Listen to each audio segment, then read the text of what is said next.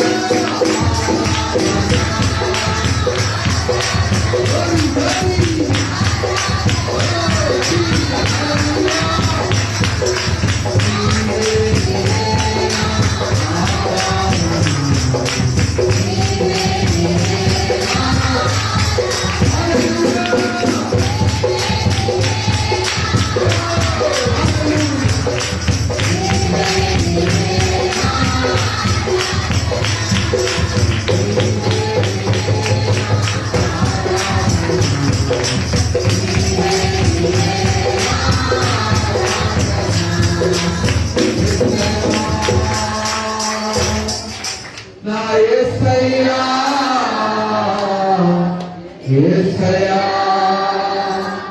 మా యేసయ్యా. ఆయనే మన ఆనందం, ఆయనే మన ఆరాధన, ఆయనే మన అభిషేకం. మనల్ని అభిషేకించేవాడు.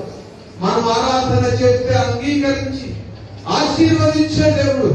హల్లెలూయా. హృదయపూర్వకంగా ఎవరైతే ఆయనకు స్తుతి చెల్లిస్తారో, ఆరాధిస్తారో, ఆయనను ప్రేమిస్తూ ఉన్నారు, హృదయ శుద్ధి గల వారు ధన్యులు, వాళ్ళు దేవుడిని చూచెదరని మత్తయి సువార్తలో యేసు ప్రభు వారు చెప్పినటువంటి మాటలను ఒకసారి మీరు జ్ఞాపకం చేసుకుని, హృదయ శుద్ధి కలిగి, నెమ్మది కలిగి, సమాధానం కలిగి ఆయనను సేవించడానికి మీ అందరు ఇక్కడికి వచ్చారు. మీ సమయాన్ని ఆయనకి ఇచ్చారు. మీ సమయాన్ని వృధాగా పోనివ్వడు ఆయన. ఇచ్చిన ఈ సమయానికి రెండంతల సమయం మీకు అనుగ్రహించి మిమ్మల్ని జీవింపజేసి, మిమ్మల్ని ఆశీర్వదించి, మీ బిడ్డలను, మీ కుటుంబాలను, మీ చేతి వృత్తులను సమస్తము ఆయన ఆశీర్వదించేవాడు. హృదయపూర్వకంగా ఆయనకి ఆరాధన చేద్దాం. హల్లెలూయా యేసయ్యా. నీవే నీవేనా ఆరాధన, నీవే నీవేనా ఆరాధన, నీవే నీవేనా అభిషేకము, నీవే నీవేనా అభిషేకము. యేసయ్యా నా యేసయ్యా. ఎవరికి నా రెండు చేతులు పైకి.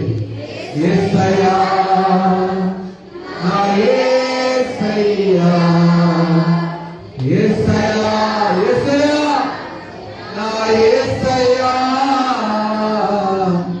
యేసయ్యా నా యేసయ్యా. నీవే నీవేనా ఆనందము, ఆనందం, నీవే నీవేనా ఆనందము. ఆయనే మన ఆనందం. ఆయన లేని జీవితం అశాంతి, అసౌకర్యాలు కలిగి ఈ లోకంలో మనం నశించిపోతాం. ఆయన మన జీవితంలో ఉంటే ఆశీర్వాదం, ఆయన మన జీవితంలో ఉంటే ఆనందము, సంతోషము, సమాధానము, దీర్ఘశాంతము, దయాళత్వము, నెమ్మది అన్ని మన జీవితంలో కలుగుతాయి. ఆయనను ఒకవేళ నువ్వు విడిచిపెట్టవచ్చు, కానీ ఆయన విడిచిపెట్టే దేవుడు కాదు. హల్లెలూయా, హల్లెలూయా. తండ్రి, మమ్మల్ని నేను విడువను, ఎడబాయను, సదాకాలం నేను తోడుగా ఉన్నాను వాగ్దానము చేసిన తండ్రివి. ఆ వాగ్దానము నెరవేరుస్తూ మమ్మల్ని ఇంతవరకు సజీవుల లెక్కలో ఉంచినందుకే మీకు స్తోత్రములు. మాకంటే గనులు గొప్పవారు ఎంతో మంది చనిపోయారు. మేము బ్రతికి ఉన్నామంటే కేవలం మీ కృప. మీ కృప లేని క్షణం మేము బ్రతకలేదు. మీ కృప లేని క్షణం మా జీవితం అంతమైపోతుంది. మీ కృప మాకు కావాలి తండ్రి.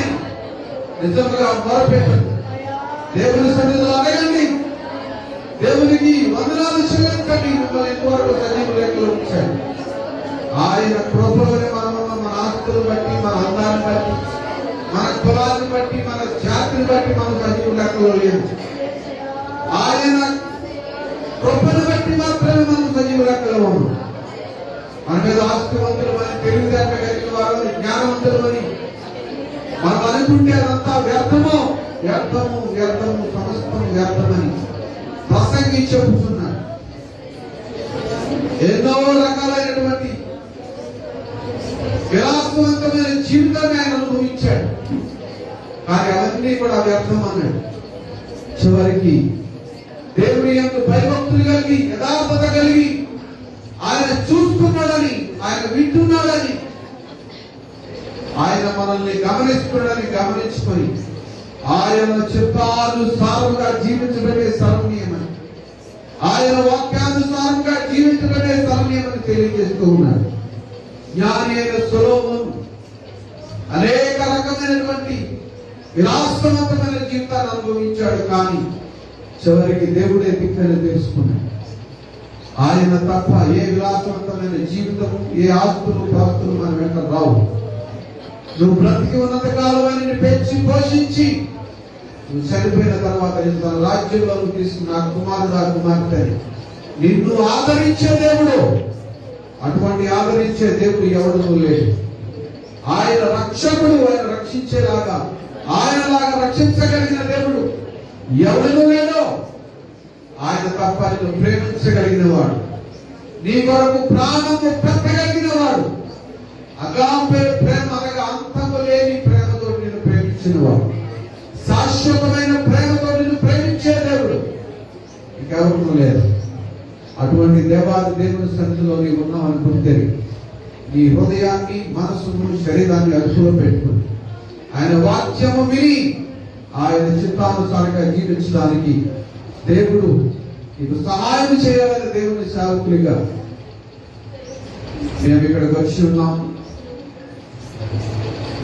స్థానిక దేవుని రాష్ట్రులు, దైవజనులు రాజరెడ్డి గారు ఎంతో ప్రయాసతో ఈ కార్యక్రమాన్ని మనందరి కొరకు ఏర్పాటు చేశారు.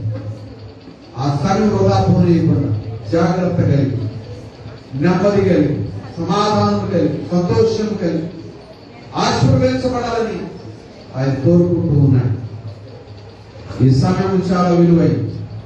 ఈ సమయాన్ని పోగొట్టుకుంటే మరలా రాదు. దేవుడు ఈ రాత్రి మీద ఏం మాట్లాడబెట్టుకోవడం వినండి, జాగ్రత్తగా వినండి.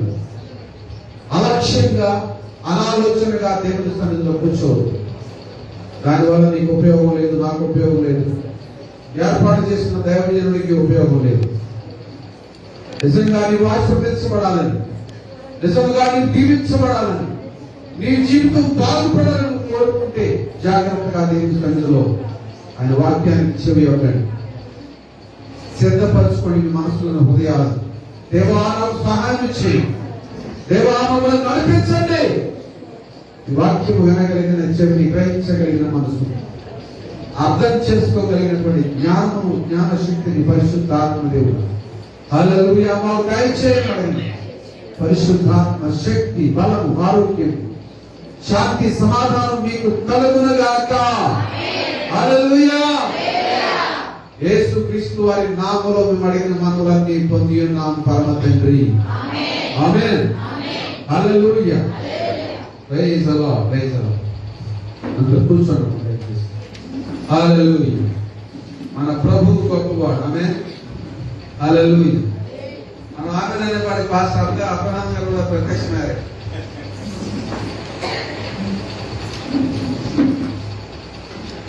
దేవునికి స్తోత్రం కలుగునుగాక. హల్లెలూయా. Praise the Lord. ఇంత చల్లగా ఒప్పుకోశారు.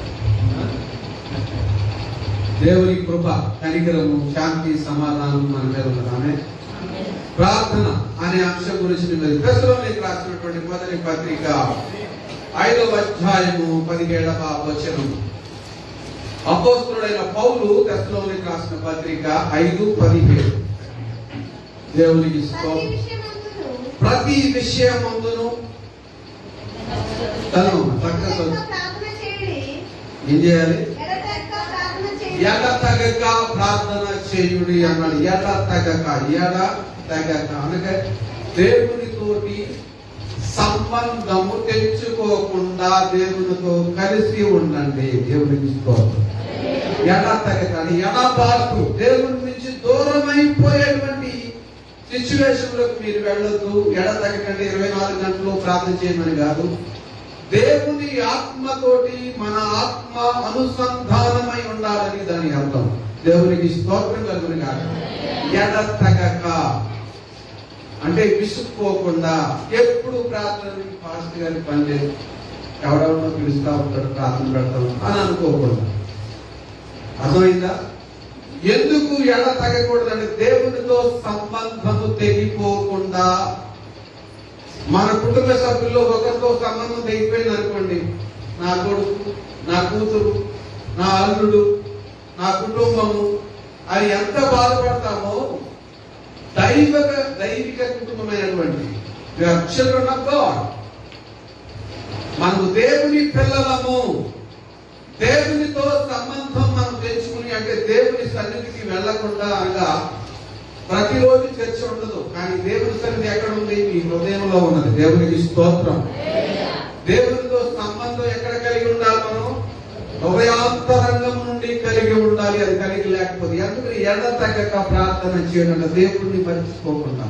పరిశుద్ధాత్మ దేవుడు మనలను నడిపించిన కొలది ఆయన వాక్యానుసారముగా, ఆయన చిత్తానుసారముగా మనము జీవించడానికి కావలసినటువంటి జ్ఞానాన్ని దేవుడు మనకు అనుగ్రహించి మనల్ని నడిపించున్నట్లుగా, మనల్ని దీవించున్నట్లుగా మనం ఆయనతో, ఒక తల్లి తన బిడ్డతోటి ఒక 5 నిమిషాలు తన బిడ్డ కనపడలేదు అనుకోండి, ఫస్ట్ బిడ్డ తల్లి ఉన్నది, 5 నిమిషాలు ఆ బిడ్డ కనపడకపోతే ఆ తల్లి హృదయం ఎంత బాధపడుతుంది.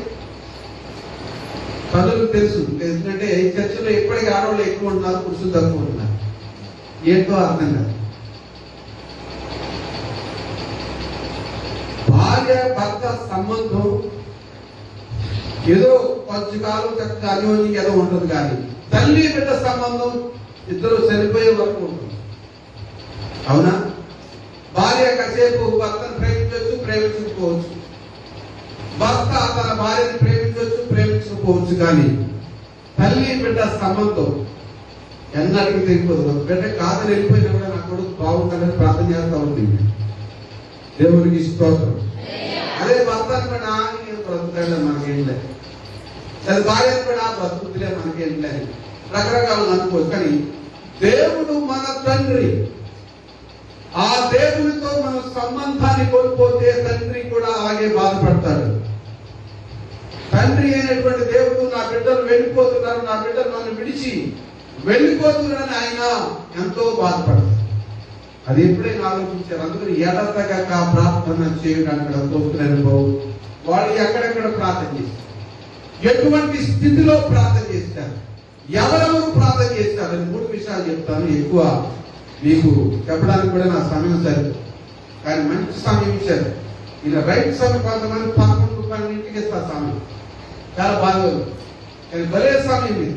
దేవునికి స్తోత్రం. ఎంత మంచి సమయం అంటే దేవుడు ప్రజలు అందరూ బయట ఉన్నవాళ్ళు కానీ లోన ఉన్నవాళ్ళు ఆగి ఉండొచ్చు, నిద్రపోకుండా.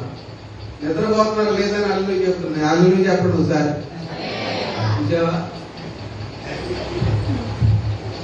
మనసులే దేవునికి స్తోత్రం. మంచిది. ఎవరెవరు ప్రార్థన చేశారు? పౌలు శీలలు చెరసాలలో ఉన్నప్పుడు దేవుని స్తుతిస్తూ, దేవుని ఆరాధిస్తూ పాటలు పాడుతుంటే చెరసాల అధిపతి ఆశ్చర్యపోయాడు. ఇదేంటి, వీళ్ళని జైల్లో పెడితే వీళ్ళేంటి దేవుడిని స్తుతిస్తున్నారు, ప్రార్థన చేస్తూ ఉన్నారు, గీతాలు పాడుతూ ఉన్నారని చెప్పి ఆశ్చర్యపోయాడు. ఆ వాళ్ళు చేసే ప్రార్థనకు, వాళ్ళు చెప్పే స్తుతులకు, అంటే దేవుడిని స్తుతిస్తూ ఉంటే ఆ దేవుని మహిమ దిగి వచ్చి వాళ్ళ సంఖ్యలు తెగిపోయి చెరసాల పునాదులు కదిలిపోయిన దేవునికి స్తోత్రం కలుగుతుంది. అంటే వాళ్ళు ఎంత హృదయపూర్వకంగా దేవుని స్తుతిస్తున్నారు, ఎంత హృదయపూర్వకంగా దేవుని ఆరాధిస్తూ ఉన్నారో గమనించండి. హృదయాంతరంగముల నుండి నువ్వు దేవునికి నిజంగా మొరపెట్టు వాళ్ళు కలరు, అంటే నిజంగా ప్రార్థన చేసేవాళ్ళు కలరు. డూప్లికేట్ ఆయాసం దీవించే లాటరీగా ప్రార్థన చేసేవాళ్ళు కలరు. అర్థమైందా? యేసు ప్రభు దీవిస్తాడే అనుకుని వెళ్ళిపోయే వాళ్ళు ఉంటారు. ఆ యేసు ప్రభు కాసేపు ప్రార్థన చేస్తే, గంట సేపు ప్రార్థన చేస్తే దీవిస్తాడు అనుకునే వాళ్ళు ఉంటారు. కానీ శాశ్వతంగా ఆయనతో, ఆయన హృదయాన్ని ఎరిగి, ఆయన చిత్తానుసారంగా జీవించడానికి ప్రయత్నించి, ఆయన చెప్పే మాటలను కూడా చదివి, అనగా బైబిల్ని చదివి, ఆయన వాక్యాన్ని చదివి దాన్ని ఆకలింపు చేసుకుని అర్థం చేసుకుని ఆయన చిత్తానుసారంగా మనం ప్రార్థన చేస్తే ఎటువంటి ఆశీర్వాదాలు వస్తే అటువంటి వాళ్ళు కూడా ఉన్నారు. 3 రకాలు ఉన్నారు. అర్థమైనా? లాటరీ ప్రార్థన, ఏదో యేసు ప్రభు మంచివాడు, యేసు బాబు అంటున్నాడు. మనం ప్రార్థన చేస్తే బాబు నువ్వు చెయ్యి, బాబు నువ్వు అది చెయ్యి, బాబు నువ్వు ఇది అని దేవుడు ఆగ్రహిస్తున్నాడు. అయ్యా తండ్రి సహాయం చేయాలనుకున్నా, బాబు నువ్వు చెయ్యి, తీసుకురాని ప్రార్థన చేస్తున్నాడు తోటలేదు. అలా కాదు. దేవుడు మన తండ్రి, మనం ఆయన గౌరవ తండ్రి, మీ సహాయం లేకుండా నేను ఏమీ చేయలేదు. తండ్రిని స్తుతించాలి, తండ్రిని ఆరాధించాలి. రాజ్యాల దగ్గర అప్పారు ఎంత ఉన్నారు మీరు, అబ్బబ్బ మీలాంటి రాజుగారే లేని లోకంలో అంటే ఆ రాజకీయాలు కలగా తీసుకెళ్ళి ఆ దగ్గర వజ్రాలు ఏమి ఉంటే అరే ఇచ్చేది కంటే ఒక రాజుని లోక సంబంధంగా ఏదో 4 వజ్రాలు 4 గొలుసులు ఇచ్చే రాజునే అంత భట్రాజులో ఉండేవాడు. ఇది వాడు భట్రాజు అంటే పొగడుతున్నాడు పని. రాజరాజ రాజమార్తాండ రాజతేజ పొగుడుతూ ఉండేవాడు. ఆ పొగడుతలు కాదు, హృదయాంతరంగం నుంచి, హృదయంలో కల్మషం లేకుండా హృదయ శుద్ధి గల వారు ధన్యులు, వాళ్ళు దేవుని చూస్తారంటే దాని అర్థం ఏంటంటే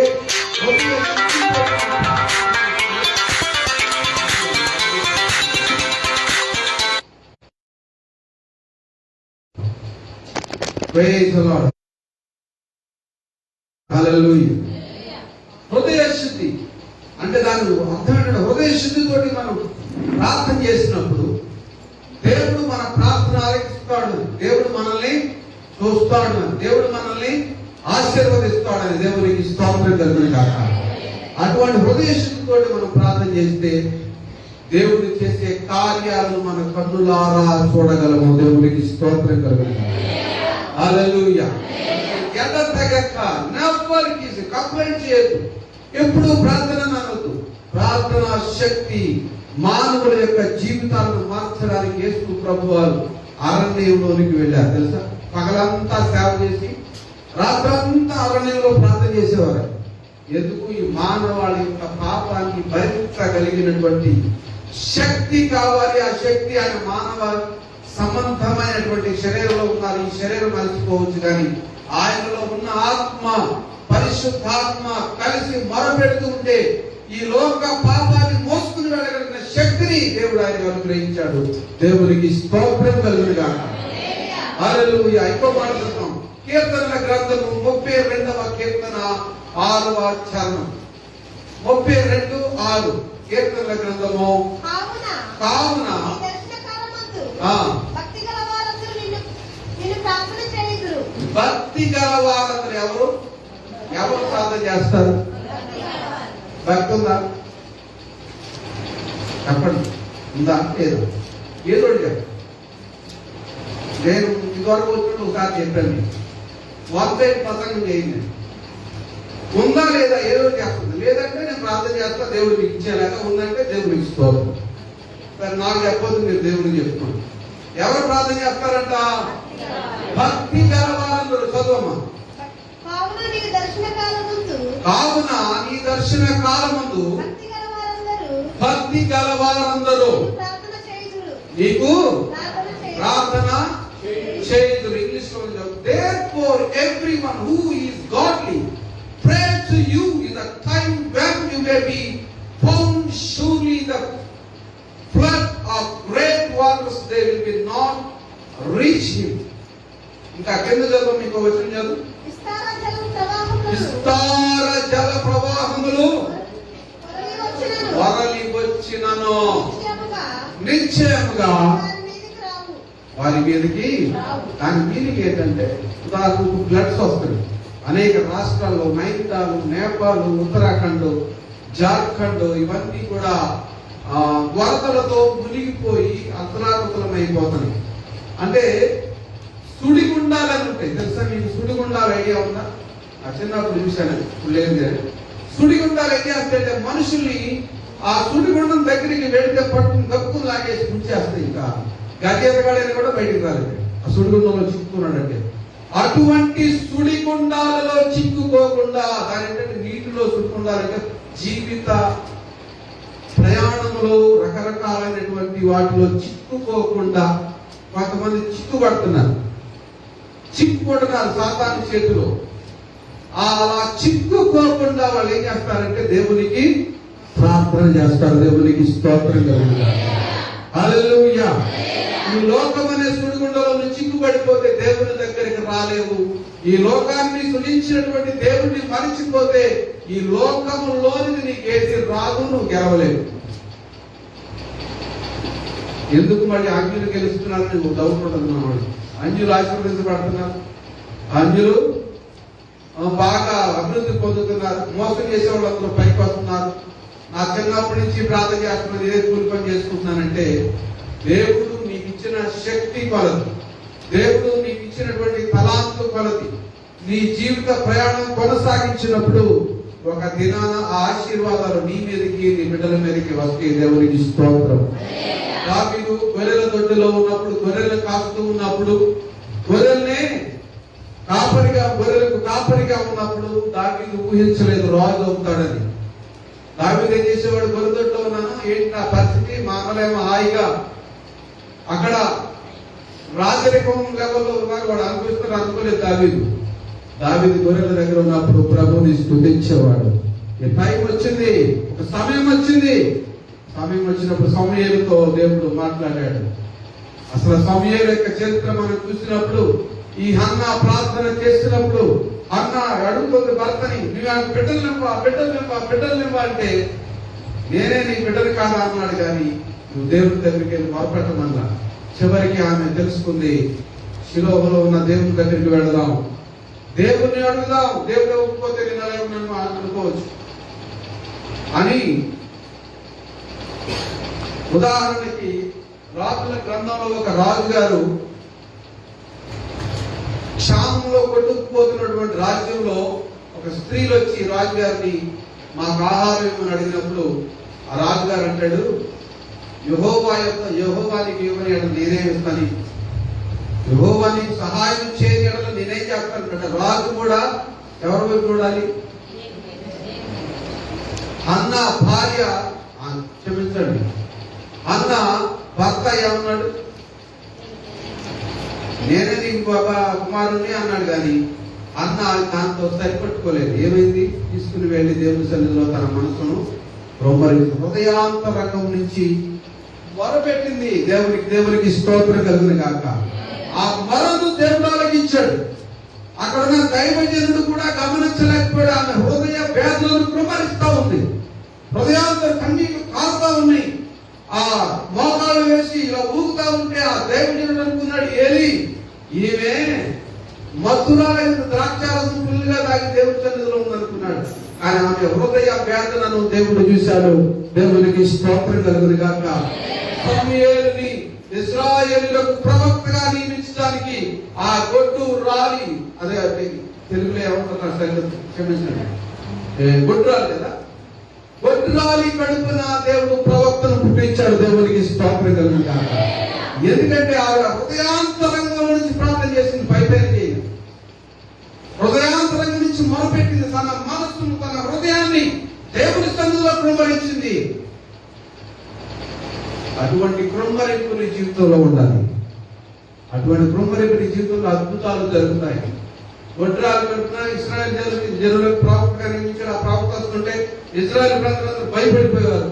గ్రామస్తులందరూ భయపడి సమాధానంగా వస్తున్నావా దేవుడా అని భయపడేవారు.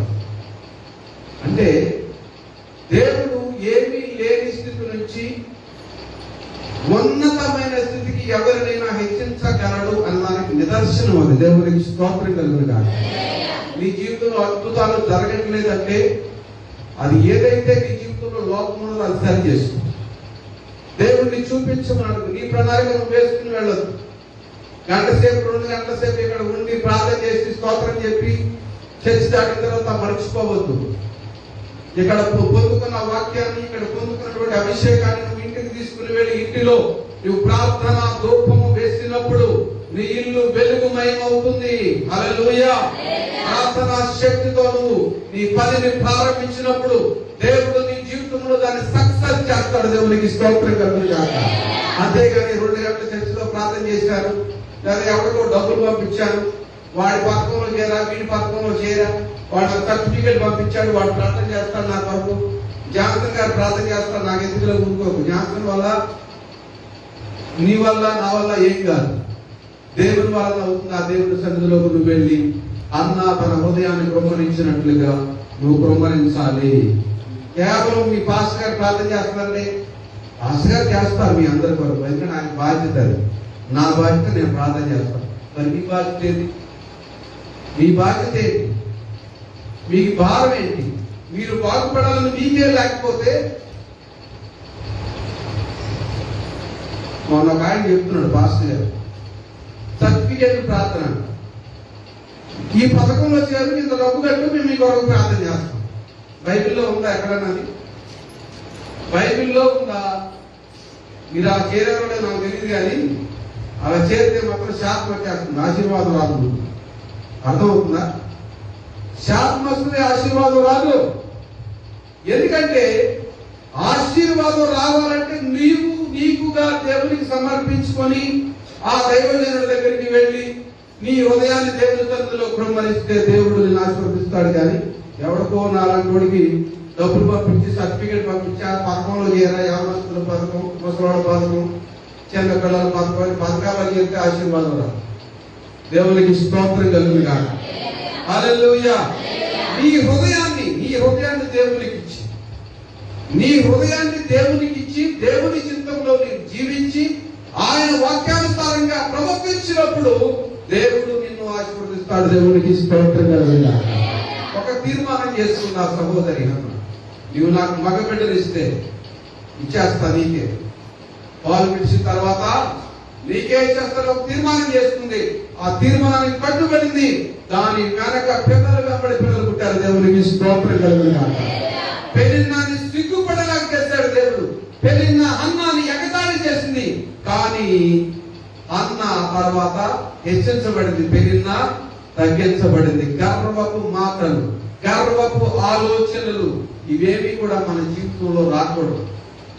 మనం ఒకవేళ ఆశీర్వదించబడనటువంటి వాళ్ళని చూసి ఒకవేళ మనం ఎగతాళి చేస్తే దేవుడు వాళ్ళని మనకంటే ఎక్కువగా హెచ్చిస్తాడు. దేవునికి స్తోత్రం కలుగును గాక. హల్లెలూయా. మనకున్న ఆశీర్వాదాన్ని బట్టి, మనకున్న స్థితిని బట్టి మనం ప్రభుకి స్తోత్రం చెప్పి ప్రభువుని మహిమపరిచి, ప్రభువా నేను ఆశీర్వదించబడ్డాను, నా చుట్టుపక్కల వాళ్ళు కూడా ఆశీర్వదించబడాలి. పాస్టర్ గారు చక్కగా ఇంట్లో కూర్చుంటే సరిపోతారు. టీచర్ గారు, పాస్టర్ గారు వాళ్ళు పొందుకున్న ఆనందం మీ అందరికీ పంచాలి. అలాంటి వాళ్ళు అందరూ పిలుస్తారు. అవునా? మీరు ఆశీర్వదించబడాలి, మీ కుటుంబాలు ఆశీర్వదించబడాలి. తద్వారా ఈ రాష్ట్రం, ఈ గ్రామం, ఈ దేశము ఆశీర్వదించబడాలని దేవుని సేవకుడు కోరుకుంటాడు. దేవునికి స్తోత్రం కలుగును గాక. త్వరగా వెళదాం మనం. హల్లెలూయా. చూడండి, సంఖ్యాకాండము 24వ అధ్యాయము. సంఖ్యాకాండము 24వ అధ్యాయము చూడండి ఒకసారి. మొదటి వచనం చదవమ్మా. ఒక్కడు చదవండి. ఇశ్రాయేలీయులను దీవించుట యెహోవా దృష్టికి మంచిదని బిలాము తెలుసుకున్నప్పుడు అతడు ఉనిపట్టి వలె శకునములను చూచుటకు వెళ్ళక ముక్కలుగా చదువుతుంది సహోదరి. అరణ్యము వైపు తన ముఖమును తిప్పుకొని ఎటు తిప్పుకున్నాడు? శకునాలు చూడలేదు. వీడు శకునాలు చూసేవాడు, వాస్తులు చూసేవాడు, రకరకాల మనవాళ్ళు అందరూ వాళ్ళు పోతున్నారు. పాస్టర్ గారిని వదిలిపెట్టి, పాస్టర్ గారు 5 గంటలకు రండి, ఇల్లు ఓపెన్ చేయాలి. ఏమండి ఆడింది 5 గంటలకు రండి, ముహూర్తం పెట్టాడు వాడు సిద్ధాంతి. రండి, ఎవరు పెట్టాడు? ఎవరు? ఏ సమయమే దేవుడు సకల చరాచర సృష్టిని సృజించినప్పుడు అన్నిటినీ కూడా అంతా కూడా మంచిదిగా చూశాడు. దేవుడికి స్తోత్రం. ఈ సమయం మంచిది కాబట్టి ఎందుకు బ్రతుకున్నా చచ్చిపోవచ్చు. శకునాలు చూసేవాడు, అన్ని చూసేవాడు, ఏమి చూడలేదు.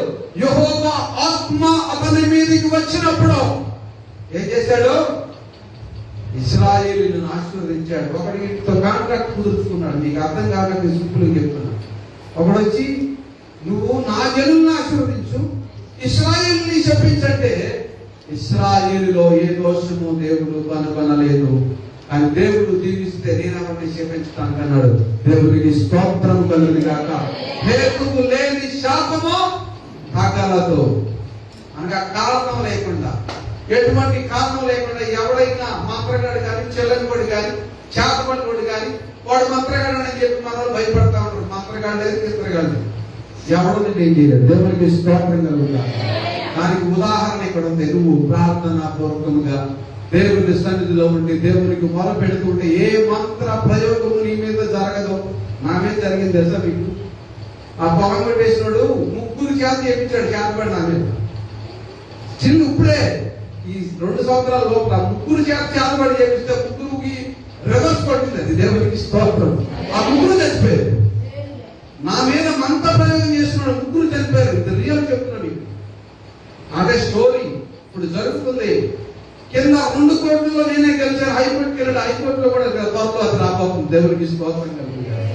మా పొలానికి మా దగ్గర అంటే వాడు మాకు దూరం చుట్టాలు అవుతారు. మా తాత ఏం చేశాడంటే ఏదో బ్రతుకుతారని చెప్పి మా దగ్గర తీసుకొచ్చి పెట్టుకుని వాళ్ళకి సహాయం చేస్తే 48 ఎకరాల ల్యాండ్ లో తర్వాత 10 ఎకరాలు పంచి నాకు 12 ఎకరాలు ఉంచాడు. ఉంచి అది మా ఊళ్ళో వచ్చినప్పుడు వాడికి ఏమన్నా నేను సినిమా ఫీల్డ్ లో ఉన్నప్పుడు ఏమైందంటే మొత్తం వాడు నేను అమెరికాలో ఉన్నప్పుడు కబ్జా చేశాడు. కబ్జా చేసుకుని నువ్వెవడరా అన్నాడు. దాని సామెత కూడా బైబిల్లో చక్కగా ఉంది. యేసు ప్రభువు సామెత చెప్పాడు. ఒకడు దూరదేశం పోయి కాపులకు బుక్క తీస్తే ఏం చేశాడు? ఆ పొలాన్ని మొత్తం కబ్జా చేసుకున్నాడు. సరే పని వాళ్ళని పంపించాడు. నా పొలం నాకు డబ్బు నాకు ఎవరు అంటే వాళ్ళు ఏమన్నారంటే ఆ పని వాళ్ళని చంపేశారు. తన కొడుకుని కూడా చంపేశారు. వీడు వారసుడు కాబట్టి అలాగే చంపుతామని చూశారు. అలా వెళుతుంటే చంపుతామని చూశారు. కానీ దేవుని కాపుదల నా మీద ఉంది. దేవుడు నన్ను కాపాడుతూనే ఉన్నాడు. ఎప్పుడైతే ముగ్గురు మంత్రగాళ్ళు చచ్చిపోయారో వాడికి అర్థమైంది. ఇంట్లోకి వెళ్తే నువ్వు పాస్టర్ నువ్వు ఏం చేయగలవు అన్నాడు. నేను ఉంటే నన్ను ప్రార్థన చేయగలను. నువ్వు అన్నట్టు నేను ఫిజికల్ గా ఏం చేయలేదు, ప్రార్థన చేస్తాను. అర్థమైందా మీకు? దేవుని సన్నిధిలో మనము ప్రార్థనా పూర్వకంగా ఉంటే ఇంటికి వెళ్ళి ఏం చేస్తున్నాడు? పెయ్యకు వాళ్ళని పిలువకు వచ్చిన దేవోక్తి కన్నులు తెరిచిన వానికి వచ్చిన దేవోక్తి అంటే కళ్ళు తెరపడలేదా? మనుషులకు కళ్ళు లేవంటే ఉన్నాయి కానీ ఆశీర్వాదాలు చూడలేకపోతూ ఉన్నారు. ఉన్నాయి కానీ దానిని పొందుకోలేకపోతున్నారు. Because of the lack of knowledge of the Holy Spirit. పరిశుద్ధాత్మ యొక్క జ్ఞానము లేక, నా ఈ జనులు జ్ఞానము లేకయే నశించిపోతున్నారు. కష్టం వచ్చింది, దేవుని సన్నిధికి వెళ్దాం, కష్టం వచ్చింది. దేవుడు ఏం చేస్తాడంటావు? ఎందుకు వచ్చింది? మా బాబాయ్, మా పిన్నో, మా మామో ఎవడో ఉన్నాడు, వాడు బాగా ఆశిస్తున్నాడు, వాడు దగ్గరికి వెళ్తామని చేస్తాడు. వాడేం చేస్తాడు? అవతల కూడా అంటాడు. ఎందుకంటే ఈ కష్టం నాకేం నమ్మకం, అవతల కూడా అంటాడు. ఏదో మంచోడే చేస్తాడు. ఏదో దేవుడు భయభక్తులు కలుగుంటే చేస్తాడు. కానీ దేవుడు నిన్ను కాదనేవాడు కాదు. దేవుడికి స్తోత్రం కలుగుతాడు. నీవు దేవుడి సన్నిధికి వెళ్ళి మొరపెడితే దేవుడు నిన్ను కాదనేవాడు కాదు. ఆ అశ్వరపేటలో ఉన్నటువంటి ఆ మిగతా మంత్రగాళ్ళు వాళ్ళే చచ్చిపోయారు. అంత పవర్ఫుల్ మంత్రగాళ్ళే చచ్చిపోయారంటే మేము ఆయన జోలికి వెళ్ళం, ఆయన దైవజనుడు, దేవుని కుమారుడు అని చెప్పి భయపడ్డారంట. దేవునికి స్తోత్రం కలుగుతాడు. కోయవాళ్ళు మంత్రాలు అర్థం చూసారా? అటువంటి ముగ్గురు చచ్చిపోయారు. పెద్ద పెద్ద పూజారులు చెప్పుకునేటువంటి ముగ్గురు వాళ్ళు చనిపోయారు. దెయ్యాలు వాళ్ళ మీదకి, దెయ్యాలు ప్రయోగించాను అనేది. నేను ప్రార్థన చేస్తుంటే యాక్టివిటీ అవి వారిపోయింది. దేవునికి స్తోత్రం కలుగునుగా. హల్లెలూయా. నీకు విరోధముగా రూపింపబడిన ఏ ఆయుధము చెప్పండి వర్ధిల్లుతుందా? వర్ధిల్లదో. హల్లెలూయా. ఆమేన్. వర్ధిల్లంటే దేవుడు నీకు సహాయకుడిగా ఉన్నాడు. దేవుడే మన రక్షకుడు. ఆయన పేరు రక్షకుడు. ఆయన పేరు భక్షకుడు కాదు. ఈ భక్షకుడు వచ్చి మనం ఏం చేయలేదు. ఆ భక్షకుడిని మన రక్షకుడు భక్షిస్తాడు. దేవుడికి స్తోత్రం కలుగుతుంది. నీవు నిజముగా దేవుని సన్నిధిలో దేవుని వాక్యానుసారంగా, దేవుని చిత్తానుసారంగా నీ జీవితాన్ని సమర్పించుకుని జీవిస్తూ ఆయనతో ఎడతెగక సంబంధము కలిగి ఉండి తండ్రితో తన బిడ్డ మాట్లాడినట్లుగా తండ్రి అయిన దేవునితోటి నీవు నీ కుటుంబము మాట్లాడుతుంటే, ఆయన మొరపెడుతూ ఉంటే నీకు ఆయన ఆత్మ జ్ఞానాన్ని అనుగ్రహించి ఆత్మతో నింపి నిన్ను ఆశీర్వదించి నిన్ను గొప్ప చేయ మొదలు పెడతాడు. దేవునికి స్తోత్రం. అదే కార్యము దావీదు జీవితంలో జరిగింది. అదే కార్యము దావీదు జీవితంలో దేవుడు జరిగించాడు. సమూయేలు అనుకున్నాడు, వీళ్ళందరూ పెద్దగా ఉన్నారు, మంచి హైట్ ఉన్నారు, ఎర్రగా ఉన్నారు, కండాలు తిరిగి ఉన్నారు, వీళ్ళే అనుకున్నారు. దేవుడు వీళ్ళు కాదు, పై రూపాన్ని నువ్వు చూడవలసిన అవసరం లేదు. పై రూపాన్ని చూడవలసిన అవసరం లేదు. ఇన్సైడ్ హృదయ శుద్ధి చూడు. నేను ఎన్నుకున్న వాడి వీళ్ళలో ఎవరు లేరు అంటే అప్పుడు యెషయిని సమూయేలు అడుగుతాడు, నీ కొడుకు ఎంతమంది ఉన్నారంటే వీళ్ళేనా ఇంకెవరైనా ఉన్నారట, ఎవడో ఉన్నాడు 10 మంది పొలంలో దొడ్లు కాసుకుంటాడు ఆడేది అంటే లేదు. వాడిని కూడా పిలిపించండి. ఉంటావా అంటే ఇంక ఉంటానంటేనే భయపడే దైవజనుడు మా దగ్గర నుండి ఏం కోపం వస్తానికి ఏం చెప్తారని ఆ రోజుల్లో భయపడేవాడు. కానీ సమూయేలు ఆ రాత్రికి వాళ్ళ ఇంటిలో ఉంది. మరుసటి దినాన దావీదు వచ్చేసరికి దావీదుని అంత దూరంలో చూడగానే దేవుని ఆత్మ చెప్తుంది, వీడి అభిషేకించు రాజురా. దేవునికి స్తోత్రం. దావీదు ఏం చేసేవాడు? గొర్రెల దగ్గర నుండి ప్రభువుతో సత్సంబంధం కలిగి ఉండేవాడు. Great relationship with David and God. దేవుడిని వదిలిపెట్టేవాడు కాదు. నీ గొర్రెల దగ్గర ఉన్నాను, నీ కంపులో ఉన్నాను, నీ పొలంలో ఉన్నాను, అరణ్యంలో ఉన్నాను, నాకు సరైన వసతి లేదు అని తిట్టుకోలేదు దావీదు. దావీదు దేవుడితో ఆనందించేవాడు, దేవుడిని స్తుతించేవాడు, దేవుడిని ఆరాధించేవాడు. అటువంటి దావీదుని దేవుడు వదిలిపెట్టాలి. ఎంతమంది మీలో నిజంగా దేవుడికి సమయాన్ని ఇచ్చి చర్చిలో కాకుండా చర్చి వదిలిపెట్టిన తర్వాత మీ ఇంటికి వెళ్ళిన తర్వాత నిజంగా ప్రభువులు ఆనందించేవాడు ఎంతమంది ఉన్నారు? అది మీకు మీరే హృదయ పరిశీలన చేసుకోండి. దేవునికి స్తోత్రం కలుగును కాక. హల్లెలూయా. ఆయన వాగ్దానం చేసినటువంటి వాడు నమ్మదగిన వాడు. దేవునికి స్తోత్రం. ఇంకొక వాక్య భాగంలోకి వెళ్దాం. కీర్తనల గ్రంథము 46:1. కీర్తనల గ్రంథము 46:1 చూడండి ఒకసారి. దేవుడు మనకు ఆశ్రయమును దుర్గమునై ఉన్నాడు. హల్లెలూయా. దేవుడు మనకు ఆశ్రయమును దుర్గమునై ఉన్నాడు. ఆయన ఆపత్కాలములలో నమ్ముకొనదగిన సహాయకుడు. ఇది చూడకుండా చెప్పదు, చూడకుండా. కానీ ఇది అక్కడ జారిపోతుంది. ఈ ప్రపంచంలో అన్ని డూప్లికేట్ అయిపోయింది. తిండి డూప్లికేట్ అయిపోయింది, పాలు డూప్లికేట్ అయిపోయింది. ఏది తిన్నా ఏ రోగం వస్తుందో తెలియదు, ఎటు ఎఫెక్ట్ వస్తుందో తెలియదు. కాబట్టి ప్రార్థన చేస్తుంది దినం, ప్రభువా ఈ ఆహారాన్ని శుద్ధి చేసి, ఈ ఆహారంలో విష పదార్థాలు ఉంటే తీసేయని ఆయన ప్రార్థన చేస్తున్నాను.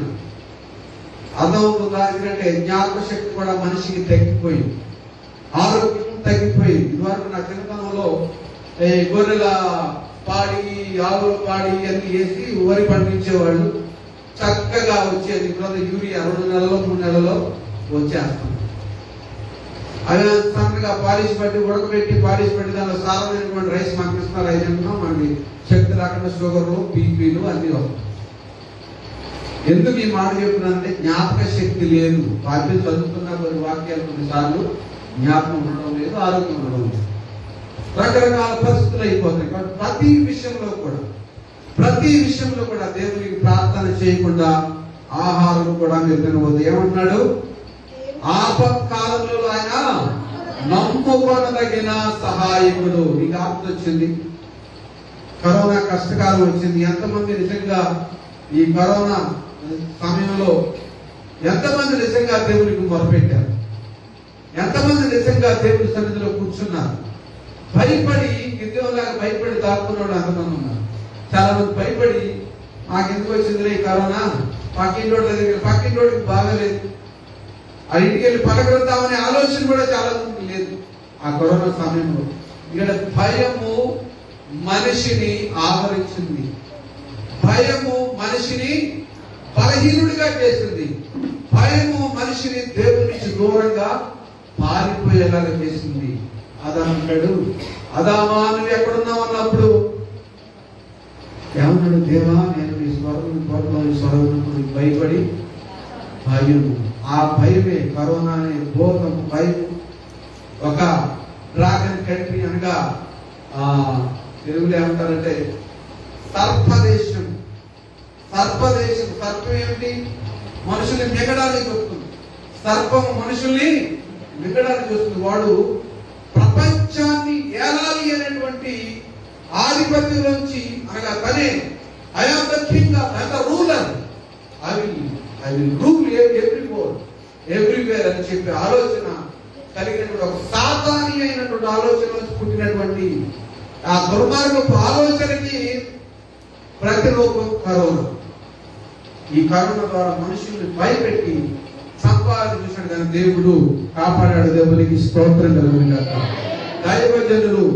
దైవజనులు ప్రార్థించి దేవుని బిడ్డలు ప్రార్థించి ఈ కరోనాను తరిమికొట్టి అక్టోబర్ లో కరోనా విస్తరించి ఫస్ట్ వచ్చిన వేవ్ కంటే, మొదటి వచ్చినటువంటి కరోనా కంటే త్రిపులు వచ్చి జనాలు చచ్చిపోతారని చెప్పాడు ఒక లోక సంబంధమైన మేధావి. కానీ ఇదే అక్టోబర్ లో దేవుడు ఆ కరోనాని తగ్గించి మాస్కులు ఉన్నాయి. ఇదివరకు నేను వచ్చినప్పుడు అందరం మాస్కులు పెట్టుకున్నాం, కానీ ఎవరికి మాస్కులు లేవు. దేవునికి స్తోత్రం లేదు. అంటే ఎంత ప్రార్థన కోసము దేవుని సేవకులు వేస్తే ఈ రోజున ఈ స్థితి వచ్చింది. ఈ రోజున ఈ స్థితిని దేవుడు మనకు అనుగ్రహించాడు. గమనించండి, మా పక్కింటి వాళ్ళకి కరోనా వచ్చింది, అటుపక్క వాళ్ళకి, ఇటుపక్క వాళ్ళకి, ఫ్రంట్ లో ఉన్న వాళ్ళకి అందరికీ కరోనా వచ్చింది. మా వీధిలో వాళ్ళందరి దగ్గరికి వెళ్ళి, వాళ్ళేం క్రైస్తవులు కాదు, ఒక కుటుంబం మాత్రమే క్రైస్తవుల కుటుంబం, మిగతా వాళ్ళందరూ అంజీలు పేదవాళ్ళు, పాపం వాళ్ళకి తినడానికి కూడా ఏమీ లేదు. వాళ్ళందరికీ దేవుని కృపను బట్టి కొన్ని సహాయం చేసిన 2-3 నెలలు తర్వాత వాళ్ళకి ధైర్యం చెప్పాను, ప్రార్థన చేశాను. దేవుడు వాళ్ళ హృదయాలను మార్చాడు. దేవునికి స్తోత్రం. వాళ్ళు దేవుని ప్రేమను తెలుసుకున్నారు. మనం చెప్పడం కాదు, మనము చూపించాలి. మనం ప్రార్థన చేస్తున్నామంటే కాదు, ప్రార్థన ద్వారా దేవుడు ఎవరికైనా సహాయం చేయమన్నప్పుడు వెళ్ళి చెయ్యాలి. ఇందాక మన మాస్టర్ గారు చెప్పారు, ఆవిడ గారు, మొన్న ఒడిస్సా వెళ్ళారు. అక్కడ 35 కుటుంబాలు కొండ మీద నివసిస్తున్నాయి. 7 కిలోమీటర్లు నడవాలి, పై 7 కిలోమీటర్లు నడిచి వెళ్ళాలి. ఇలా ఉండదు కొండ ఏడవారు. 5 కుటుంబాలు ప్రభువు నమ్ముకున్నాయి. వాళ్ళు ట్రైబల్స్ అంటే గోండి జాతి పోయేవాళ్ళు. వాళ్ళ గోండి భాష తప్ప ఒడియా కూడా రాదు. ఆ కొండ మీద కింద కూడా దిగరాడు. అటువంటి వాళ్ళు ప్రభువు నమ్ముకున్నారు. వాళ్ళు ప్రభు నమ్ముకున్నారు కదా అని చెప్పి వీళ్ళు ఏం చేశారంటే, మీరు ప్రార్థన చేయకూడదు. వాళ్ళు ఏదో వచ్చిన అసలు ప్రభు ఆ ప్రభు ప్రార్థన చేసుకుంటారు. వాళ్ళు బైబిల్ చదవడం కూడా రాదు, చదువు కూడా రాదు. అంత ఇంటీరియర్ ప్లేసెస్, అంత ద్వారముల ప్రాంతం. వాళ్ళు ఏమన్నారంటే, మేము యేసు ప్రభువుని నమ్ముకుంటాం, యేసు ప్రభు తప్ప మా వేరే దేవుడు లేపి రాడు తప్ప మొక్క అని చెప్పి అన్నారు. అన్నప్పుడు వీళ్ళు ఏం చేశారంటే, వాళ్ళు ఇల్లు తగలబెట్టేశారు. 30 కుటుంబాలు ఎక్కువ ఉన్నాయి, 5 కుటుంబాలు ప్రభుత్వం నమ్ముకున్నాయి. ఇల్లు తగలబెట్టేసి వాళ్ళ సామాన్లను తగలబెట్టేస్తే, అక్కడ మన పాస్టర్ గారు ఉన్నారు, వేరే ప్రాంతానికి వెళ్ళి సేవ చేస్తాను, అక్కడ చర్చ్ కట్టించారు పాస్టర్ గారు. ఆయన ఏం చేశారంటే, వాళ్ళందరినీ తీసుకొచ్చి ఆయన దగ్గర పెట్టుకున్నారు. ఈ 5 కుటుంబాలు 30 మంది ఉన్నారు. 5 కుటుంబాలు 30 మంది కట్టుబట్టలతో మిగిలారు. ఒకటే అన్నారు, నువ్వు చనిపోతే యేసు ప్రభు దగ్గరికి వెళ్ళిపోతాం, బ్రతుకుంటే యేసు ప్రభువుని కొలుస్తాం, చంపితే చంపేయండి అన్నారు. అంత ధైర్యం ఎవరిలో ఉంది కదా. వాళ్ళకి బయట ప్రపంచం తెలియదు, మనలాగా బైబిల్ కూడా సరిగ్గా తెలియదు. వాళ్ళకి యేసు ప్రభు దేవుడు, ఆయన రక్షకుడు, అంతే. ఇక ఆయన తప్ప ఇక దేవుడు లేడు, రక్షకుడు లేడు. యేసు ప్రభుకే మేము ప్రార్థన చేస్తాం. మీరు చంపేసినా కూడా ఇక దేనికి కూడా మేము ప్రార్థన చేయమని ఒక తీర్మానం చేసుకున్నారు.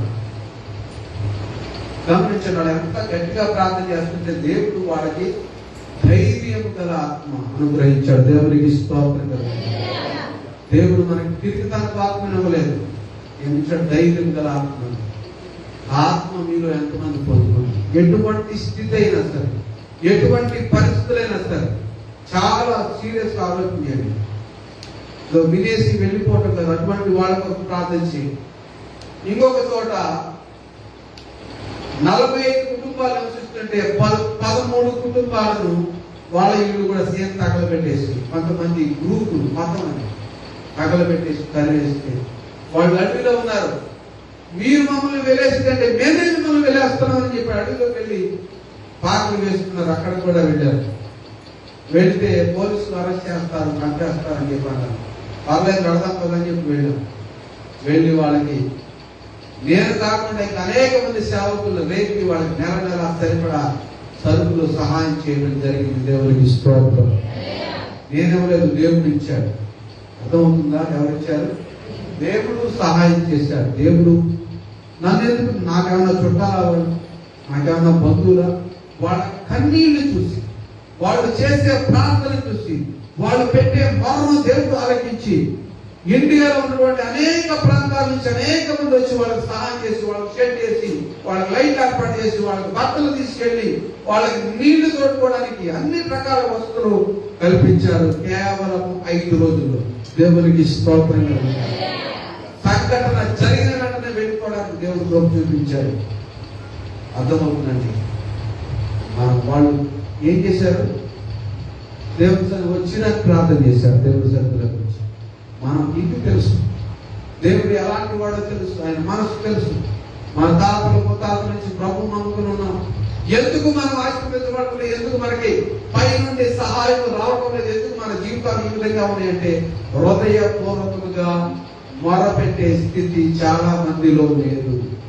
కానీ దేవుడు ఒక మంచి సహోదరుని మనకి ప్రభుత్వ అధికారిగా నియమించాడు. దేవుడికి స్తోత్రం కలుగుతాయి. హల్లెలూయా. లేపుతున్నాడు కుటుంబం, కొద్దిగా లెగుస్తున్నారు అందరూ. దేవుడికి స్తోత్రం. ఆశీర్వదించబడుతున్నారు. వ్యాపారాలు కలిగి ఉన్నాయి. జాగ్రత్తగా ప్రార్థన చేయండి. దాడులు జరుగుతా ఉన్నాయి. ఇంకా అంతకంటే ఎక్కువ చెప్పండి. ఏ పార్టీ కాదు, ఏసే పార్టీ. హల్లెలూయా. క్రైస్తవులు అందరూ ఆ పార్టీ, అది ఈ పార్టీ అంటారు చాలా మంది. ఎందుకు వచ్చిన బాధ మా సేవకులు. హల్లెలూయా. కీర్తన గ్రంథం 37వ కీర్తన 19వ చరణం చూడండి. త్వరగా వెళ్ళిపోతారు. ఆపత్కాల ముందు వారు సిగ్గునందరు. ఎవరు సిగ్గునందరు? ఎవరు సిగ్గునందరు అంటే దేవుని సన్నిధిలో నిలిచి దేవునికి మొరపెట్టే వాళ్ళు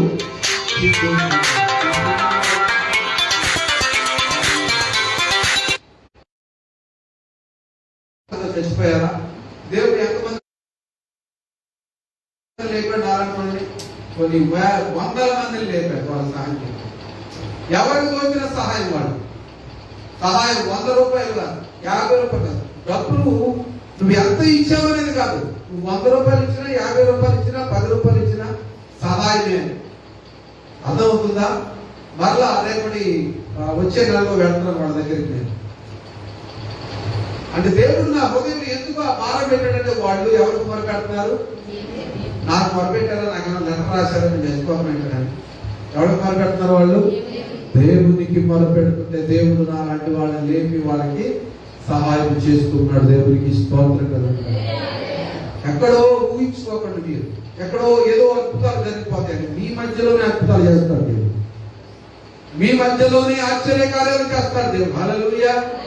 ఎక్కడో ఎవరికో జరగలేదు, మన మధ్యలో అద్భుతాలు జరగాలి. దేవునికి స్తోత్రం. మన కుటుంబంలో అద్భుతం జరగాలి. దేవునికి స్తోత్రం. మన బిడ్డల జీవితాల్లో అద్భుతం జరగాలి. దేవునికి స్తోత్రం. హల్లెలూయా. వాళ్ళకి జరిగినండి, వీళ్ళకి జరిగిన సాక్ష్యం చెప్పడం కాదు. నడి రోడ్డు మీద ఉన్న నన్ను ఒక ఆవిడ భోజనం పెడుతుంటే మా వాళ్ళు నన్ను ఇంట్లో నెట్టేసినప్పుడు ఆకలేస్తుంది. ఒక ఆవిడని అమ్మ ఆకలేస్తుంది అంటే నేనేం అడుగుకునేవాడు కూడా కాదు. ఆ దగ్గర నన్ను వచ్చుంటే కొన్ని వదిలేస్తాను. ఆకలేస్తున్నాడు. నీ దగ్గర ఏముందంటే చొక్కా ఉంది, చొక్కాలో భోజనం పెడుతున్నాను పెట్టండి. ఆ స్థితి నుంచి 17 దేశాలు తిరిగే స్థితికి తీసుకొచ్చాడు దేవుడు. నేను ఒకటే చెప్పాను, ప్రభు స్తోత్రం. నేను ఒకటే నమ్మాను, ఆ ప్రభు ఏం ఇస్తారు, చంపేస్తే చంపేస్తారు. దేవుడికి స్తోత్రం.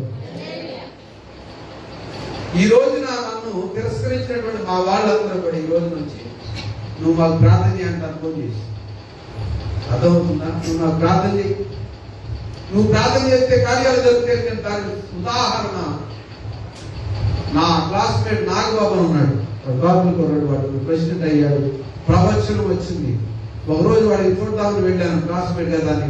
దేవుడు వాడి కొరకు ప్రార్థన చేయమంటున్నాడు. ప్రార్థన చేయమంటున్నాడు. చేయండి అంటే చేయి అన్నాడు. అరే లోపలికి వచ్చేరా, మళ్ళీ బయట అందరూ చూస్తారని చెప్పాను. వాడు క్రిస్టియన్స్ కాదు. లోనికి వెళ్ళి ప్రార్థన చేశాను. దేవుడు ప్రవచనం ఇచ్చాడు. దేవుడు నిన్ను గొప్ప చేయబోతున్నాడంటే ఏ గొప్ప చేస్తారా బాబు? ఇదే మాట్లాడినాడు. దేవుడు ఇప్పుడు చెప్పేస్తామంటే నేను చెప్పలేదు, దేవుడు చెప్పమని చెప్పాను. నెక్స్ట్ వీక్ లో ఒక ఎలక్షన్ వచ్చింది అక్కడ సొసైటీకి. ఆ సొసైటీ బ్యాంక్ ఉంటుంది, సహకార బ్యాంక్ కదా. ఆ బ్యాంక్ ఎలక్షన్ వచ్చింది. వీడు ప్రెసిడెంట్ అయ్యాడు. ఆ బ్యాంక్ కూడా ఈ ఇంట్లోకి వచ్చేసింది. ఆ 2 వచ్చింది, వీడు ప్రెసిడెంట్ అయ్యాడు. ఊళ్ళో వాళ్ళందరూ వీటిని నెట్టేసినటువంటి ఈ కుటుంబ సభ్యులంతా వచ్చి వాళ్ళు కాళ్ళు పట్టుకున్నారు. దేవుడికి స్తోత్రం. హల్లెలూయా. దేవుడు చేసే కార్యం ఎవరిపైనా సరే, నువ్వు ఎటువంటి వాడినైనా సరే, నిన్ను బట్టి నీ నీతిని బట్టి దేవుడు జీవించడు. ఆయన కృపను బట్టి, ఆయన నీతిని బట్టి. మన నీతి క్రియలని ఏమంటే జాన్సన్ నీతిమంతుడు కాబట్టి దేవుడు దీవించాడు కూడా లేదు. జాన్సన్ పాపాత్ముడైనా కూడా దేవుడు నన్ను రక్షించి నీతిమంతుడిగా మార్చి ఆశీర్వదించి అనేకులకు ఆశీర్వాదకరంగా మార్చాడు. దేవునికి స్తోత్రం. అర్థమవుతున్న మన నీతిని బట్టి కాదు, మన యొక్క కులాన్ని బట్టి, జాతిని బట్టి, రంగుని బట్టి దేవుడు ఆశీర్వదించడు. దేవుడు ఆయన నీతిమంతుడు, ఆయన కృప కలిగిన వాడు, ఆయన ప్రేమ కలిగిన వాడు, ఆయన పరిశుద్ధుడు కాబట్టి, ఆయన ప్రేమించేవాడు కాబట్టి ఆయన మనల్ని మొదటిగా ప్రేమిస్తున్నాడు. మన ప్రేమ చూపించి మన హృదయాలను మార్చి ఆయన రక్తంలో నీతిమంతుడు లేడు, ఒక్కడును లేడు, అందరూ పాపం చేసి దేవుడు అనుగ్రహించిన మహిమను పొందలేకపోతున్నారు. ఆ మహిమను మనకు అనుగ్రహించి మొదటి ఆదాము పోగొట్టుకున్న మహిమను మనకిచ్చి నీతిమంతులుగా మార్చి మనల్ని ఆశీర్వదించి గొప్ప చేస్తున్నాడు. దేవునికి స్తోత్రం. అంతేగాని మన నీతిని బట్టి కాదు. ఏ వాక్యం చదివాము ఇందాక? ఆపత్ కాలం ఆయన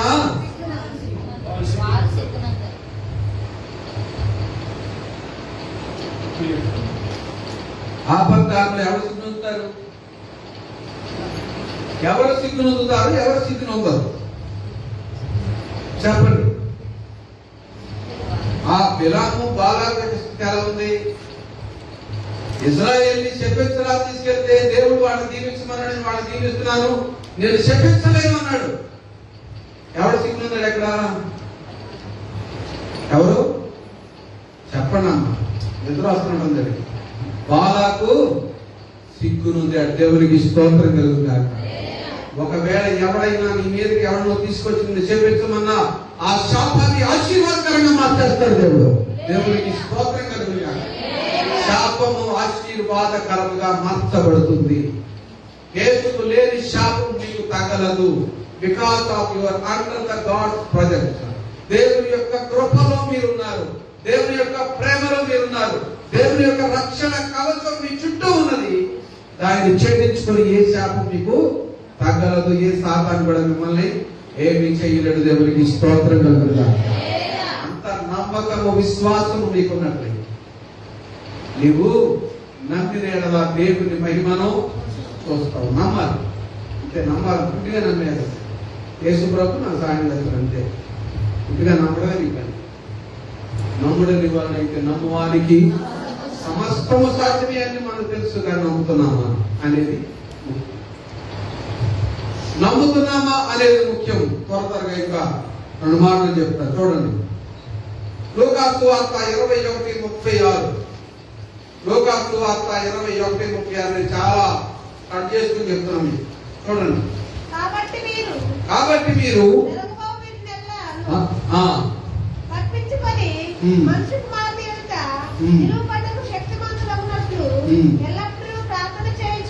ఎవరి ముందు? మనుష్య కుమారుని ఎదుట శక్తిమంతులగునట్టు ఎల్లప్పుడూ. ఎప్పుడు చేయాలి? ఎప్పుడు చేయాలి? టైం ఉందా? అపోస్తలుడైన పౌలు తిమోతికి రాస్తూ అంటాడు, సమయమందును అసమయమందును నువ్వు ఎల్లప్పుడూ కూడా ప్రార్థన, సువార్త ప్రకటించు, సువార్త పని చేయమంటున్నాడు. నాకు చెమట పూజ చేస్తుంది పడుకోలేదు. Hallelujah, praise the Lord, praise the Lord. దేవునికి స్తోత్రం కలుగును గాక. ఏదో శరీరం ఎంత ఏసీలో ఉన్నా అంతే. శరీరం సుఖం కోరుకుంటుంది, ఆత్మ దేవుని కోరుకుంటుంది. దేవునికి స్తోత్రం. హల్లెలూయా, దేవునికి స్తోత్రం కలుగును గాక. చదువు మా మాట చదువు. ఎల్లప్పుడూ ప్రార్థన చేయొచ్చు, మెలుకుగా ఉండి కళ్ళు తెరిచి నిద్రపోకుండా ఎలా చీపురు పొలం పెట్టినాడు పోలీసుడు. పోలీస్ స్టేషన్ లో ఇలా నిల్చుంటాడు, గొడ్డులో ఒకటి నుంచుని ఆయన నిద్ర వస్తుందని చెప్పి చీపురు పొలం ఒకటి పెట్టినోడు. రాజమండ్రిలో జరిగింది సంగతి. ఆ చీపురు పొలం ఒకటి పెట్టుకుని కళ్ళు ఇలా తెరిచి అలా చెప్తున్నాడు. అని అంటున్నాడు. అటు అలాగే కళ్ళు తెరిచుకుంటున్నాం కాదు. అర్థమైందా? ఆత్మలో మెలుకువగలి, ఆత్మ సంబంధమైనటువంటి నేత్రములు తెరవబడి ఆత్మలో మెలుగు కలిగి ఉన్నప్పుడు ఆత్మ సంబంధమైన ఆశీర్వాదాలను నువ్వు చూడగలవు. దేవునికి స్తోత్రం కలుగుగా. హల్లెలూయా, ప్రైజ్ ది లార్డ్. ఇంకొక వాక్యం కీర్తన గ్రంథము 138:3. కీర్తన గ్రంథము 138:3. If you are slack in the day of the distress,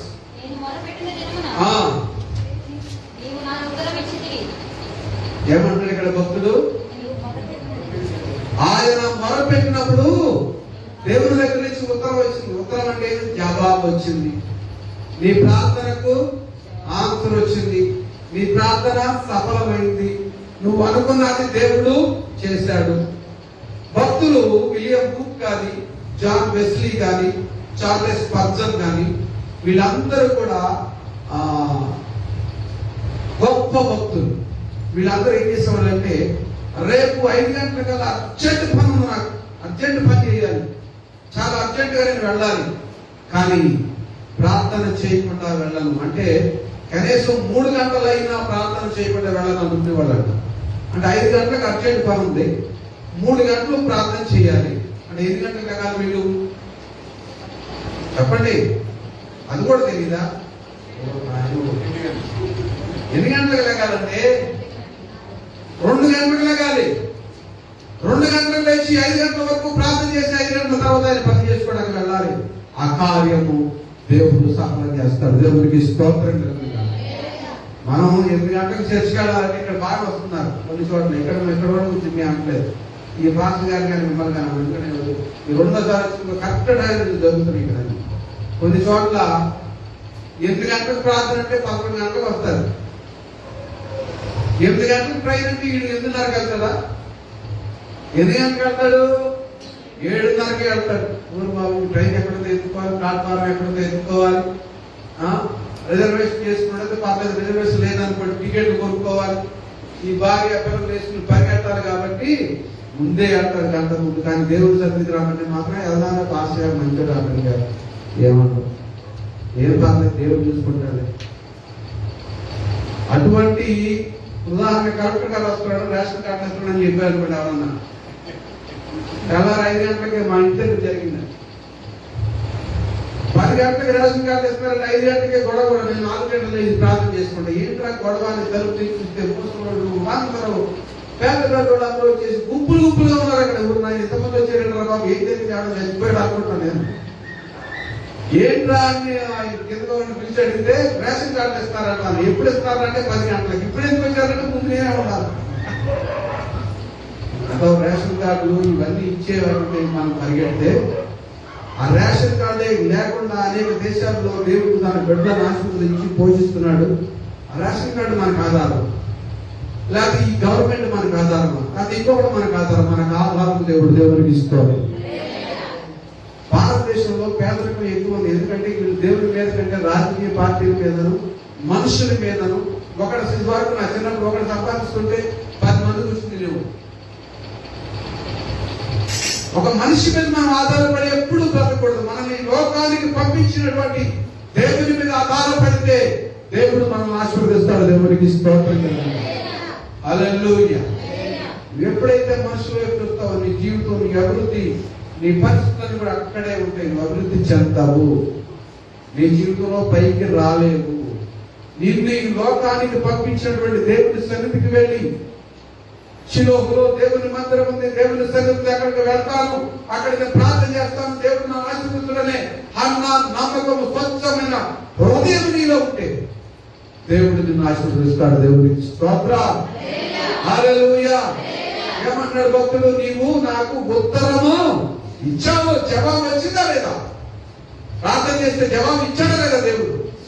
దేవుడికి స్తోత్రం. ఇస్తాడు నీకు కూడా. అటువంటి హృదయంతో, స్వచ్ఛమైన హృదయంతో, నిష్కళంకమైన హృదయంతో, పరిశుద్ధమైన హృదయంతో నువ్వు ప్రార్థన చేయాలి. ఎవడుకుందంటే పరిశుద్ధ హృదయం? ఎవడుకుందని అనుకుంటారండి. నీలో నాలో లేకపోవచ్చు, కానీ నీలో నాలో దాన్ని ఇచ్చినటువంటి దేవుడికి ఉంది. ఆ దేవుడు నీకు శుద్ధ హృదయం, నాకు శుద్ధ హృదయం, నీతిని అనుగ్రహించి ఆయన నీతి ద్వారా నీకు సమాధానం ఇచ్చి నిన్ను గొప్ప చేసి నిన్ను ఆశీర్వదిస్తాడు. దేవునికి స్తోత్రం కలుగుతుంది. హల్లెలూయా. ఇంకా 2 మాటలు చెప్తాను. దేవునికి స్తోత్రం. కీర్తన గ్రంథం 62:8. హల్లెలూయా. 62:8 చూడండి. దేవునికి స్తోత్రం. జనులారా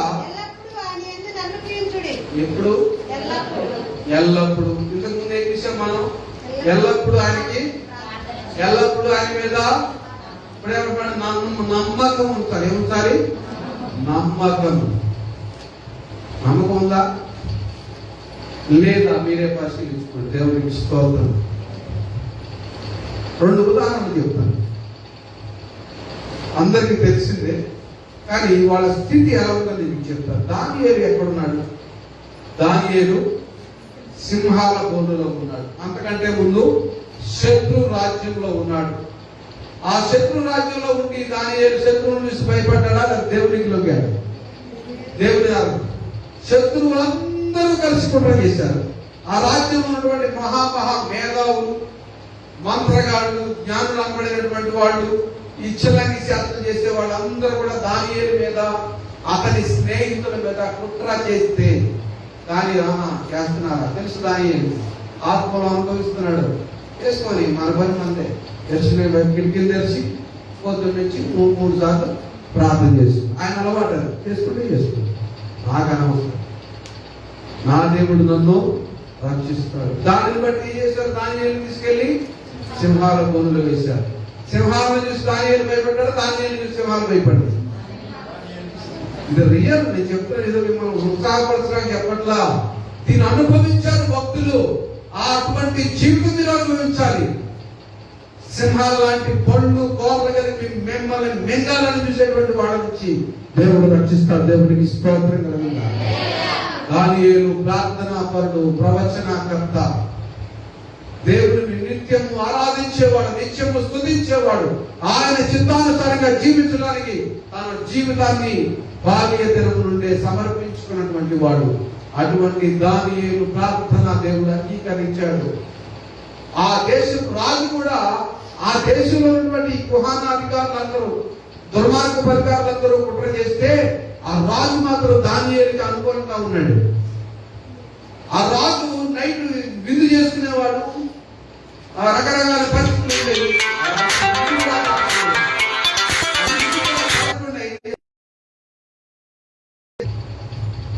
దానియేలు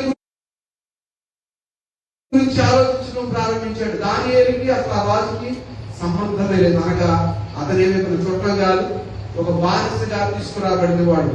ఒక బానిస గురించి ఆలోచించగలిగినటువంటి ఆ ప్రేమను ఆ రాజు హృదయంలో దానియేలు పట్ల దేవుడు పెట్టాడు. దేవుడికి స్తోత్రం.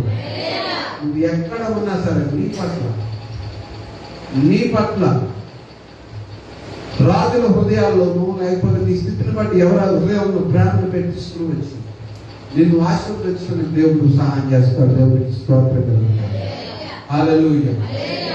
అబ్రహాము తను దేవుడు చూపించినటువంటి దేశానికి వెళుతూ ఉన్నప్పుడు ఆదికాండము 20-21 అధ్యాయంలో చూసుకోండి. తర్వాత అబీమెలెకు అనే రాజు తన భార్యను తీసుకుని వెళ్ళినప్పుడు అబద్ధం ఆడతాడు అబ్రహాము.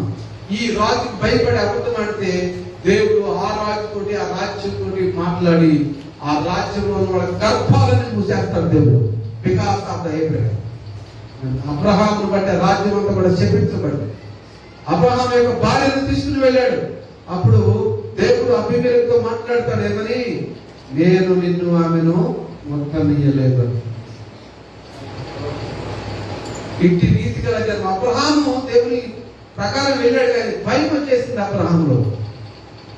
దేవుడు ఉన్నాడనే సంగతి మర్చిపోయాడు. తనను పంపించినటువంటి వాడు దేవుడని సంగతి మర్చిపోయి ఆ లోక సంబంధమైనటువంటి ఆ శక్తిని, ఆ రాజుని, ఆ రాజ్యాన్ని చూసి భయపడ్డాడు.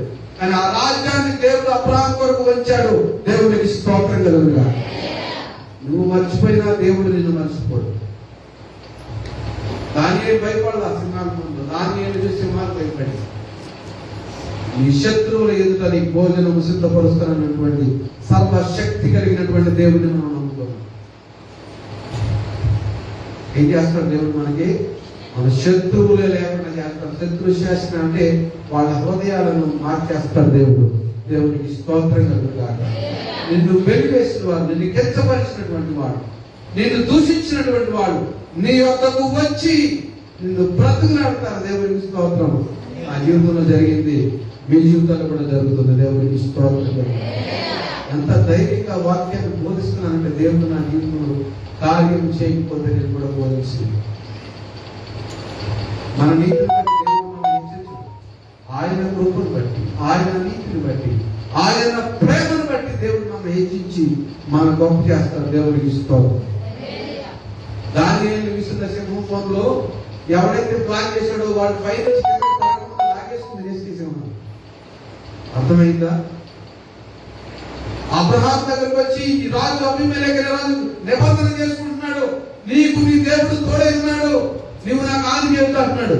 అబ్రహాం దగ్గర ఆ రాజుకున్నంత బలం లేదు, ఆ రాజుకున్నంత సైన్యం లేదు, అంత రాజ్యము లేదు. కానీ అబ్రహాం దగ్గరికి వచ్చి బతిలాడేలాగా చేసుకున్నాడు. దేవుడు అబ్రహాం తోడే ఉన్నాడు, బతిలాడేలాగా చేశాడు దేవుడు. అటువంటి కృపను దేవుడు మీకు అనుగ్రహించాలని నేను కోరుకుంటున్నాను. దేవుడి సేవకులు, మీ జీవితంలో మీకున్న కష్టాలు, నష్టాలు, బాధలు వీటి వైపు కాదు మీరు చూడాల్సింది, వీటి నుంచి విడిపించేటువంటి దేవుడి వైపు మీరు చూడగలిగితే. అబ్రహాం ఫిజికల్ గా రాజు చూశాడు. మనం చేస్తే ఫిజికల్ గా మన కష్టాలు, మన బాధలు వీటి మీదే ఫోకస్ ఉంటుంది. కానీ చాలా మంది ఏం చేస్తారంటే బైబిల్లో నుంచి లోకాన్ని చూడరు, లోకంలో నుంచి బైబిల్ చూస్తారు. బైబిల్ అతికే కనపడదు. బైబిల్లో నుంచి అనగా వాక్యానుసారంగా లోకాన్ని చూడు. లోకంలో ఉన్న చులకనైన శ్రమలు ఇవన్నీ కూడా నథింగ్ అనిపిస్తుంది. అర్థమవుతుందా? వాక్యాన్ని చదివి దాన్ని అర్థం చేసుకుని ఈ లోకాన్ని చూస్తే ఈ లోకం నథింగ్, లోకాన్ని సృష్టించినటువంటి దేవుడు ఎవ్రీథింగ్ అనిపిస్తుంది. అంటే దేవుడు మనకి సహాయకుడిగా ఉంటాడని. దేవునికి స్తోత్రం కలుగు కాక. చివరిగా ఒక వాక్యం చెప్పి ముగిస్తారు. దేవునికి స్తోత్రం. హల్లెలూయా. మత్తయి సువార్త 24:19. హల్లెలూయా. చూడండి 24:19 చదవండి. ఆ దినములలో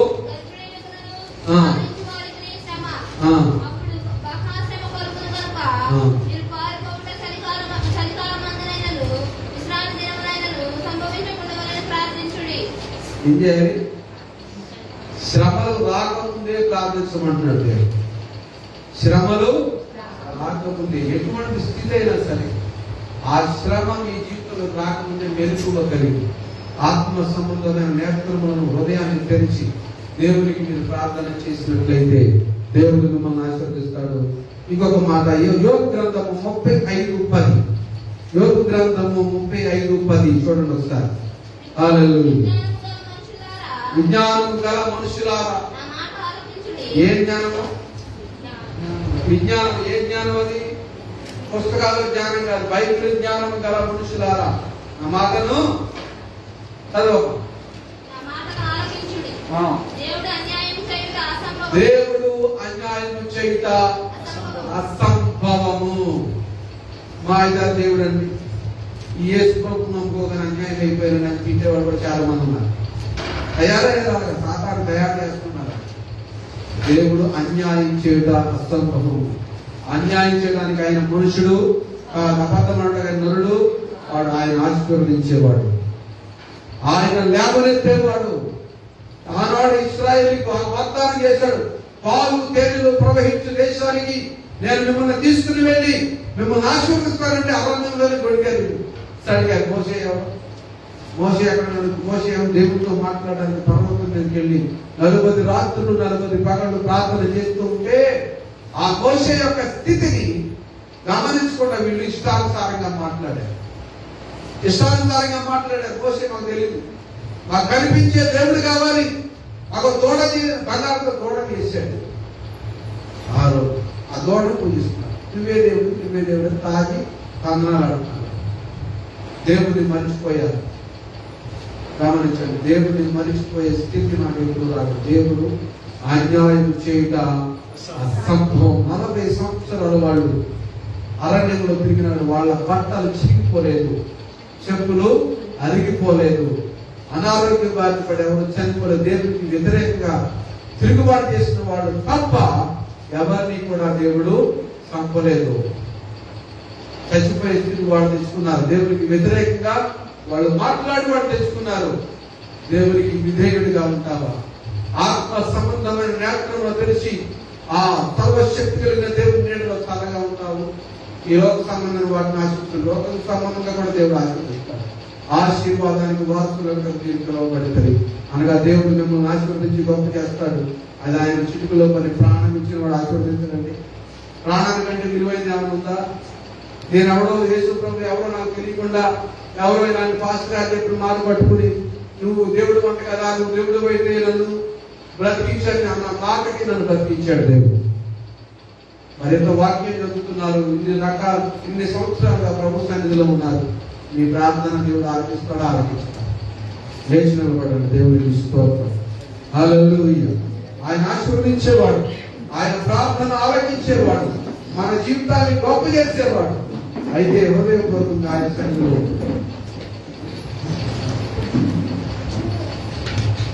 మనం ఆయన ఆరాధించడానికి, ఆయనను స్తుతించడానికి.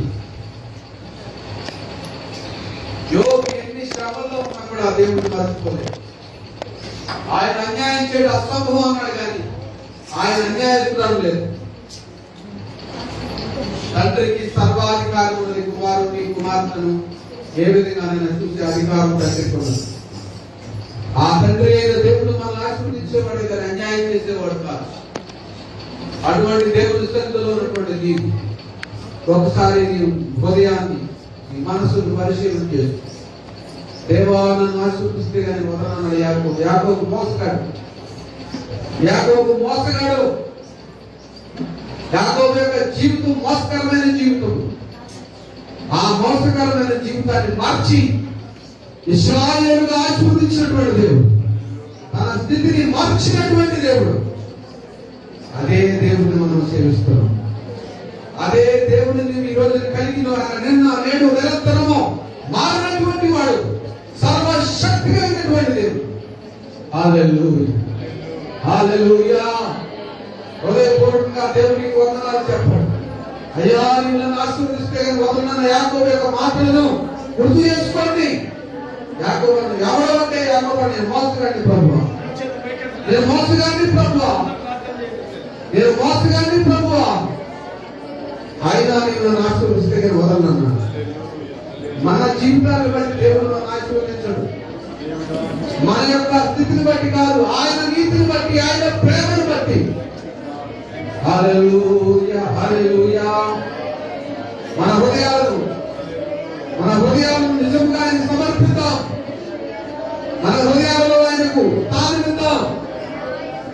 ఈ లోక సంబంధమైన ఆలోచనలు కలిగి లోక సంబంధమైన వాటి వైపు చూస్తూ సర్వమును సృష్టించినటువంటి సృష్టికర్త అయినను ఆయన దేవుని, ఆయన చిత్తాన్ని నెరవేర్చడానికి, ఆయన వాక్యాన్ని నెరవేర్చడానికి దేవుడు నీకు సమయాన్ని అనుగ్రహించాడు. ఈ రోజు నేను బ్రతికి ఉంచాడో ఈ కరోనా విపత్కరమైన స్థితులలో అనేక మంది గొప్పగా చనిపోయారు. నీవు నేను బ్రతికి ఉన్నానంటే కేవలం దేవుడి కృప. ఆ కృపను నేను వర్తిన చేస్తాడు దేవుడు. నిన్ను తప్పకుండా ఆశీర్వదిస్తాడు దేవుడు. నువ్వు మొరపెట్టి వారు కలరు, నిజముగా మొరపెట్టి వారు కలరు. ఇర్మియా గ్రంథము 33:3. నీవు నాకు మొరపెట్టుము, నేను నీకు ఉత్తరమిస్తాను, గ్రహింపలేని గొప్ప గోడ సంగతులను నీకు తెలియజేస్తాను వాగ్దానం చేస్తున్నాడు. అటువంటి వాగ్దానం నీ జీవితంలో నెరవేర్చున్నాడు. అటువంటి వాగ్దానం నీ జీవితంలో రావాలని, నువ్వు పొందుకోవాలని, నీ బిడ్డలు, నీ కుటుంబము ఆశీర్వదించబడాలని నువ్వు కోరుకుంటే నీ హృదయాన్ని పరిపూర్ణంగా దేవునికి సమర్పించు. హృదయాంతరంగం గురించి మొరపెట్టడానికి. హల్లెలూయా, హల్లెలూయా, హల్లెలూయా. యేసయ్యా మీకు స్తోత్రం. యేసయ్యా మీకు వందనాలు. మమ్మల్ని మేము సమర్పించుకోవడం మాకు నేర్పించము. ప్రపంచ జ్ఞానులు యేసు ప్రభువా దగ్గరికి వెళ్ళి వాళ్ళని సమర్పించుకున్నారు. మా జ్ఞానం ఎందుకు పనికిరాదు ప్రభువా, నీవే జ్ఞానవంతుడివి, నీవే రాజువి, నీవే ఆరాధనకు యోగ్యుడివి అని చెప్పి ఆ జ్ఞానులు యేసు ప్రభుని రారాజుగా ఆరాధించారు. మనమంతా మన జ్ఞానమంతా మన చదువులంతా ఆ జ్ఞానుల కంటే గొప్పవాళ్ళం కాదు. మనం